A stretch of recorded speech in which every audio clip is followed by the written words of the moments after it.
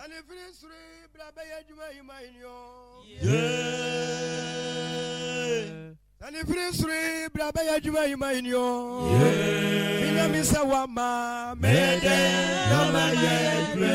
Seminya miyama mede nama yedwe.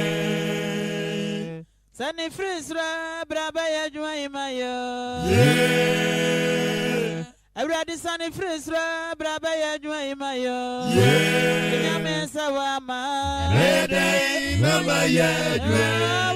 Kufoni baby mede nama yedwe. Aja sani freeze braba ya juma imamyo.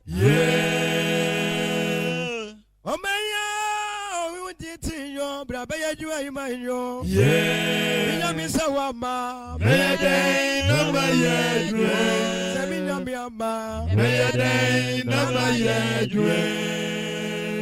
Onyami sani freeze braba ya juma imayo. Everybody sunny freeze braba ya juma imayo. Minyami sawama mede nama yedwe. Dia kwa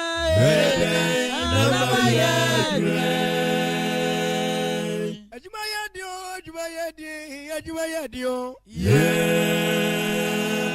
Wama tamfanya hino Rabi ya frawa ya bro Irinyamia ya baudi ate Omwani ya hede inikura Minyamisa wama mede nama yedwe. Oh, seminyami ama mede nama yedwe. Bebuaya ye free ya maniewe. Everybody sawama edom ni ye koje. Ebusu aboni mo ye tranapa. Okube ni na yeshe. Afia batu anyina she wonse. Sawama mede nama yedwe. Ready Yesu mede nama yedwe. Wafia yenso babegu yedimasio. Yirinyami ya nyasa kura na uboye. Rabi Saudi and Yonwe. Yedio maya abu anwo. 2020 abatu ede waniwa dejo. Uradi mankuku mpayo. Mani mwasi mpayo. Onyame maya sudio. Asudio ye omumayo.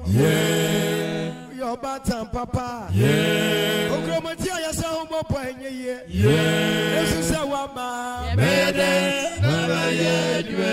Seminyami ama mede nama yedwe. Seminyami ama mede nama yedwe. Yesu sawama mede nama yedwe. Mukunku wa yabuafo mede nama yedwe. Mukunku wa yabuafo mede nama yedwe. Ama midimeni atuso mede nama yedwe. Ama midimeni atuso neyo mede nama yedwe. Yabi blababu inyo mede nama yedwe. Omega na nyampani foni dia ya mede nama yedwe. Omega na nyampani foni dia ya mede nama yedwe. Matu yina duani wadejo mede nama yedwe. Baba ni phobia soliati ya wome mede nama yedwe. Baba posa omudi webenya wa mede nama yedwe. Ni mafreyi na shawunso mede nama yedwe. Ma wamai mede nama yedwe. Mungwani wanyamia yeni dauso mede nama yedwe. Mani dawa doyenso mede nama yedwe. Mani dauso mede nama yedwe. Mani aposu don shaunsa mede nama yedwe. Mani didi maina shaninso mede nama yedwe. Shalom ma ho bebisa nyansa mede nama yedwe. Meyade nama yedwe. Pastor Papa yinanisa mana. Meyade nama yedwe. Meyade nama yedwe. Owe ifrawa yajime. Meyade nama yedwe. Sente brababwa.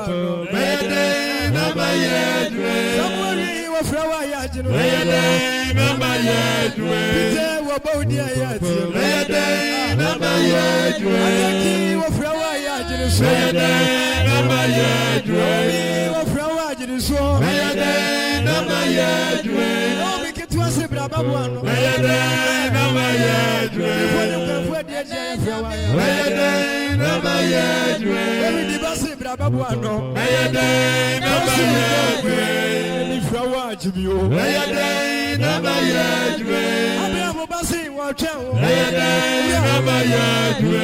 Ewini mu enye yeyo. Mayade nama yedwe. Ni se nyame wa infenio. Mayade nama yedwe. Sura ma o megana. Mayade nama yedwe. Corona virus kum China. Mayade nama yedwe. Afane ni wa China wa musia. Mayade nama yedwe. Sura ma China. Mayade nama yedwe. Ya safo yo. Mayade nama yedwe. Ya safo yo. Mayade nama yedwe. Na police na do di to. Mayade nama yedwe. Na police na do di ya yuma. Mayade nama yedwe. Be problem na no no. Mayade nama yedwe. Mayade nama yedwe. Mayade Sawama. Mayade nama yedwe. Me flower. Mayade nama yedwe. Na wo bi wo flower ajino. Mayade nama yedwe. Wo flower yati. Mayade nama yedwe. Ada sa de frusre braba ya juma himahinyo. Udio braba ya juma himahin. Yesu sawama. Mayade nama yedwe. Saminya braba. Mayade nama yedwe.